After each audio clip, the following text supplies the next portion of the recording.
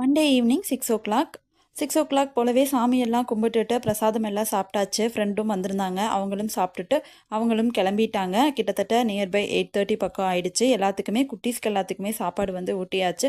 And ஹஸ்பண்டுக்கு வந்து கொடுக்கணும். அதனால என்ன பண்ணிட்டேன்னு பார்த்தீங்கன்னா, ஒரு 8:30 பக்கம் கிச்சனுக்குள்ளே அட்டண்டன்ஸ் போட்டுட்டேன். ஷஷுக்கு வந்துட்டு காஃப் ரொம்ப ஜாஸ்தியாக இருக்குது. அதனால அவனுக்கு கொஞ்சம் ஹாட் வாட்டர் கொடுத்துட்டு வந்துட்டு இந்த நெல்லிக்காய் வாட்டர் வந்து அவனுக்கு தான் ப்ரிப்பேர் பண்ணி வச்சுருந்தேன். அவன் என்னமோ அதை குடிக்கவே இல்லை. 2 டைம்ஸ் தான் குடித்தான். சரி வேஸ்ட் பண்ண வேண்டாமேன்னு சொல்லிட்டு நான் கொஞ்சமாக அதை எடுத்து குடிச்சிட்டு தோசை ஊற்ற ஸ்டார்ட் பண்ணிட்டேன். நாங்கள் வந்து எப்போவுமே வந்துட்டு முன்னாடி சாப்பிட்ருவோம், நானும் சச்சிக்குட்டியும். ஹஸ்பண்ட் வந்து ரொம்ப லேட்டாக வந்தாங்க அப்படின்னா அவங்க வந்து தோசை ஊற்றிப்பாங்க. கொஞ்சம் நேரமே வந்துட்டாங்க அப்படின்னா நான் ஊற்றி ஹாட் பேக்கில் போட்டு வச்சுருவேன். இதுதான் ரெகுலர் ரொட்டீன்.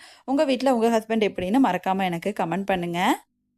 ஹஸ்பண்ட் வந்ததுக்கப்புறம் அவர் சாப்பிட்டு முடிச்சதுக்கப்புறம் கிச்சனை எல்லாம் க்ளீன் பண்ணிவிட்டு ஆஸ் யூஷுவல் தூங்க போயாச்சு. இன்றைக்கி வந்து ஸ்கூல் லீவுங்கிறதுனால டே வந்து கொஞ்சம் ரிலாக்ஸாக தான் போச்சு. நாளையிலேருந்து ஸ்கூல் ரொட்டீன் ஸ்டார்ட் ஆகிடும். நாளைக்கு பார்க்கலாம்.